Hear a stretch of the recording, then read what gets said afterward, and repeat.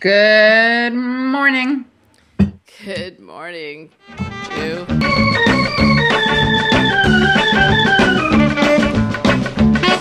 So this week we have some really exciting stories we're going to be discussing. We're going to be Jewing it up as we look at the headlines and decide whether the news is good for the Jews. Some of the stories we're going to be looking at are a very sad one about the death of Harold Ramis. We're also going to be talking about Ted Nugent's latest offensive comments and faux apology. And then we're going to be looking at a rumor about the last pope, the Nazi pope. I'm going to start with my I can't believe they're not Jewish of the week. So this person was born in New York City, Already the Bronx. The Even Bronx. more Jewish. The son of a tap dance teacher and a director of industrial films and producer. And yet this person is not Jewish. And this person is none other than, drumroll please, Gary Marshall.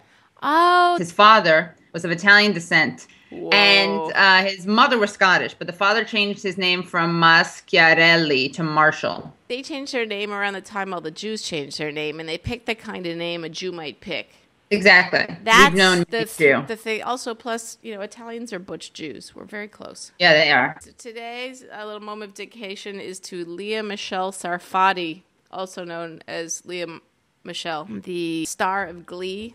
Stars as the very Jewish Rachel Berry. In fact, plays maybe the most Jewish character on television. Really? Jesus. But was raised Italian Catholic because her mom was Catholic. Dad was a Sephardic Jew who ran a deli, but very gladly went to church with them. But her role model is Barbra Streisand. I mean, you can get more Jewish. As far as I'm concerned, in my world of Judaism, she's like practically Orthodox. Let's start with our first story, which is about the Pope. And we like those stories because they're full of intrigue. And we've been talking a lot on Morning Jew about the new Pope. He feels a bit Obama-esque to me in that he's like really incredibly good at giving the rhetorical change, which feels good. I don't know when in it comes terms to policy, of when it comes to really doctrine. With what would the Catholics say? Where the flogger meets the back, isn't that one of the happy little Catholic traditions? That's you gotta wait when for the flogger comes to back. Yeah, then you'll find out where the new Pope stands. Old Pope, we know where the old Pope stands. He stood in Germany among some Nazi youth. He was 14 when he was forced to serve in Nazi Hitler Youth. I don't judge a 14-year-old for doing that. It's compulsory. I'm not going to say I would have risked my life. Luckily, Jewish, I wouldn't have had the option, so thank God for small favors. But seriously, I don't judge him for that. I judge him because he is someone who then has the chutzpah to judge people as sinners for being homosexual. So you're going to tell me that's a sin, but having served in... And he's also supposed to be God's representative on earth. Yes, not before he becomes the Pope. He's the gayest guy in the world. That's probably why he's a homophobe. But you'd think that if anyone could face the Nazis and stand them down or say, I will refuse to serve, it's the person who would then become the messenger of God. Yeah. But anyway. You would think he would have condemned his past a little more. Right. And you would also think that the Vatican, when they were going through resumes, would have put aside the one that had the Hitler Youth experience. I know. But as he pointed out in his biography, he never lifted a gun. He never held a gun because he had an extremely infected finger. He never lifted a gun nor a finger to do Bupkis. Yes. The Bupkis Pope. We're going to rename him. When they become popes and make their own name? Yeah. Pope Bupkis. This is a letter he posted on the Vatican Insider webpage of Italy's La Stampa newspaper. It's basically his first since stepping down. And of course, he's the first pope in 600 years. So that's a couple of centuries to resign from the papacy. And so there were all these rumors flying around that maybe the reason he stepped down was because he'd raped a bunch of children. Yes, there was child rape. And the Vatican, while they're very comfortable condemning homosexuality, they don't want to step on anyone's toes when it comes to pedophilia or rape. Never lifted a finger. Never lifted a finger in Nazi Germany, never lifted a finger in pedophilic Vatican. Went kind of beyond that, actually protected them. Well, if you want to extend the simile, he was a collaborator, if you will. Oh, okay. And he's saying that the talk of it being, of his being forced to step down amidst scandals is simply absurd. And I love the way he responds because it's very dramatic. He says, there is absolutely no doubt regarding the validity of my resignation from the Petrine ministry. The only condition for the validity of my resignation is the complete freedom of my decision. Speculations regarding its validity are simply absurd. This is also pretty gay. Isn't this is the Pope that wore Prada slippers and retired to his own little apartment with the hunkiest looking guy you've ever seen to take care of him. What is he, his caretaker or something? Yeah, I mean, you will find a picture of him. He's gorgeous. Right. He's also apparently, this is really funny. He also wanted to clarify in this interview that he gave, his first interview since depoping. Apparently he wears like popely things that you're not supposed to do. Yeah, the white from what I wear, it's just for the Pope. It's like it's like going to a wedding and showing up in a wedding dress. Exactly. So it's pretty gay. So he explains, I continued to wear the white cassock and kept the name Benedict for purely practical reasons. At the moment of I've outgrown my jeans. They don't fit me anymore. I gained a lot of weight. It's very stressful. At the point of my resignation, there were no other clothes available. In any case, I wear the white cassock. Who could find a shred? Who could find a shmata to put on? I'm in the middle of Rome. In Rome. Tell me where I can find the clothing in Rome. That's a sketch I wish we could do. The Pope trying to find an outfit. It's like Pretty Woman. Pretty Woman in Rome with the Pope. He's getting gayer in sex popeness.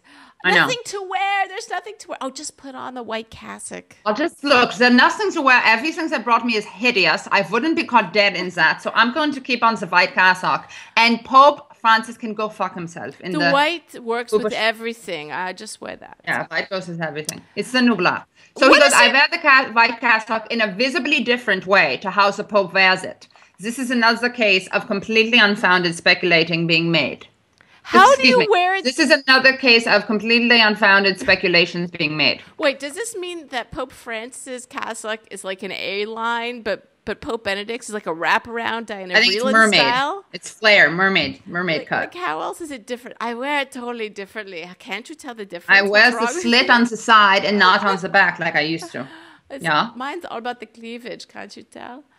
It's much more restrained. No one out there looks so good in the outfit. That's why they chose me because I wear it very well. I love to go have my spiritual experiences with men and drag and dresses and fabulous outfits. That's where I like to, but they're a little more honest about it. It's the lies. It really comes down to the lying. I'm not a fan, and I'm not a fan. And the child rape. I didn't do anything about that. So Pope is just another Kim Kardashian. He's Kim Kardashian in white. He'll be coming out with a fragrance next. Yeah, and a baby with a wrapper. White cassock. White cassock, yeah. It's totally different. It's totally different. Has nothing to do with the new perfume line coming from Francis. That is so derivative. I don't even want to talk about it. The other story is Ted Nugent. Segue. Yeah. The other story, I just think it's great that goes right to Ted Nugent. Ted Nugent did not apologize for calling the President of the United States a subhuman mongrel, but the media reported that he did. Why did he call that the President? Why did he? He was at a show, a gun trading show, and he gave an interview to guns.com, and he was talking about how he had promised, and I'm really disappointed he's not a man of his word, he had promised that if Obama won re-election, he would be either dead or in jail. He did neither of those things, which is disappointing. So he was basically saying, I obviously failed to kind of galvanize people into taking action against this blah, blah, blah, blah, blah, blah, blah, blah, blah, blah, communist acorn, blah, blah, blah, subhuman mongrel. And then he also said that Hillary Clinton had an extra pair of scrotum. And he called Obama... She has more than one pair? She's like a double pair? Oh, yeah. Then he called Obama a chimpanzee. Now, I want you to know, it's not racist. The amazing thing about this is that anyone is covering anything Ted Nugent ever says. I mean, wasn't his last moment in the media sun like 1978? I think so. I mean, I honestly had no idea who he was before this. Back in my youth, he was like a big heavy metal guy, but like he wasn't Queen or AC/DC or something. He defecated on himself to get out of serving in the army. And he said that himself in an interview, and he described how he would poop in his pants and they would get all crusted up. Isn't he also famous for hunting, like being a bow and arrow hunter? I feel like that's the other thing he's known for. Yeah, he calls it spirit protein or something. I just saw on his Twitter. And he also would have sex with underage girls, which he admitted to. So he is actually the best thing. I think Ted Nugent is the best thing for liberals and the Jews. I'm sure he's a raging anti-Semite. But I think that he's good for progressive Jews because he's good for all I mean, he's terrible for them, but he's also good for them because he's the biggest embarrassment and buffoon. He also played at Rick Perry's gubernatorial inauguration in a Confederate flag t-shirt. So the reason he's good is because he forces these politicians to wear their racist politics on their sleeves. Interesting. And that's good for us because it keeps people safer because they're more likely to pay attention and do something if the shit comes down for us.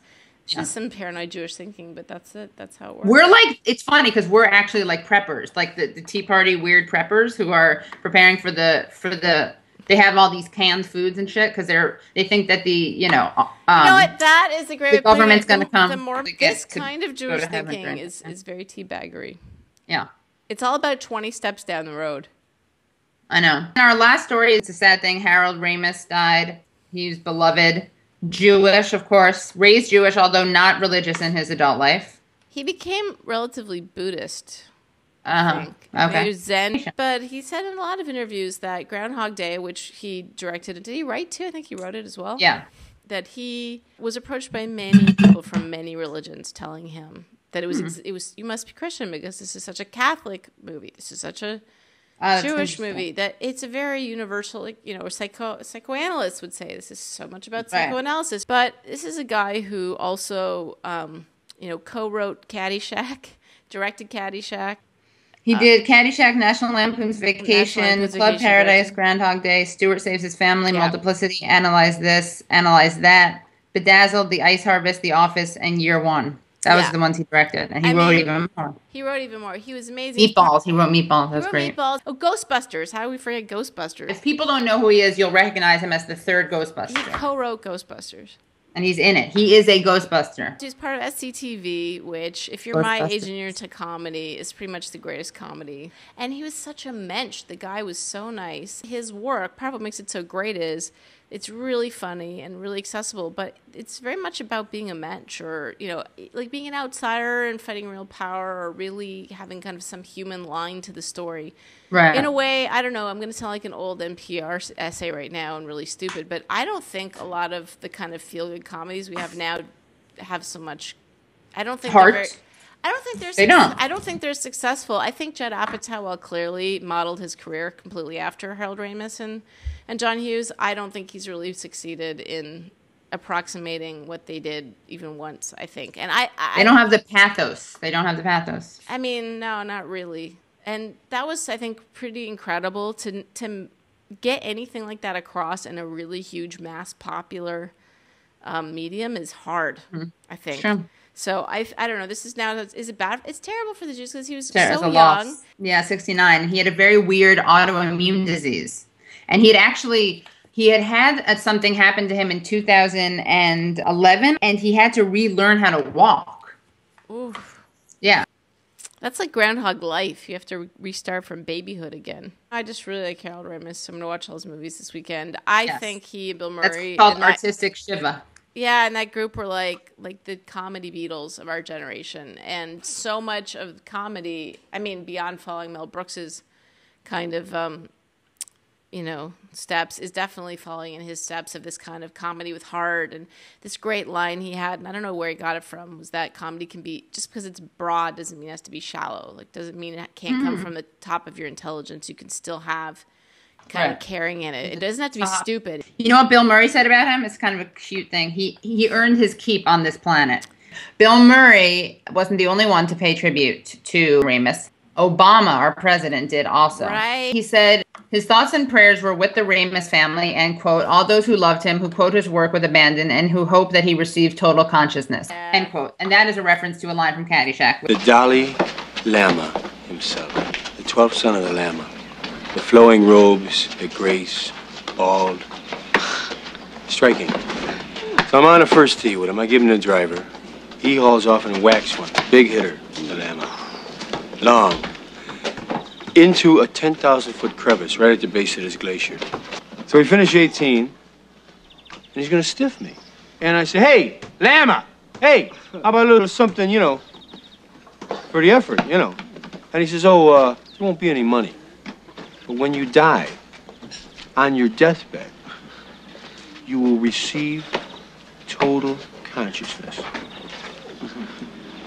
So I got that going for me, which is nice. I think we learned a lot today. We got the Pope story. Is it good for the Jews that the Pope has written a response denying that scandals forced him to step down? I think any time that a former Nazi Pope is back in the spotlight, it's good for the Jews. We get points because my problem with the current Pope Francis is that he's very good at PR and he's much more liberal in his style. So that worries me because I'm thinking that the Catholic world is winning some points. Ex-Pope making comments, good for the Jews. Good for the Jews. And we got the Ted Nugent. I guess it's good, but he's so depressing for the world. I mean, I don't even know. Having another crazy guy running around out there, how good can it be for us? I know. The only good thing is he's not Jewish, right?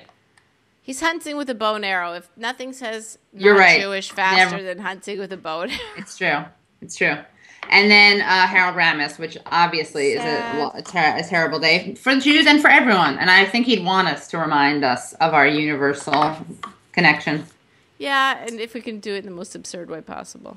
Right. Well, lovely to see you once again. Lovely to see you. Our sick and exhausted Morning Jew. This is the Morning Jew brought to you by the I don't know. Drops. I'm having drops. Something.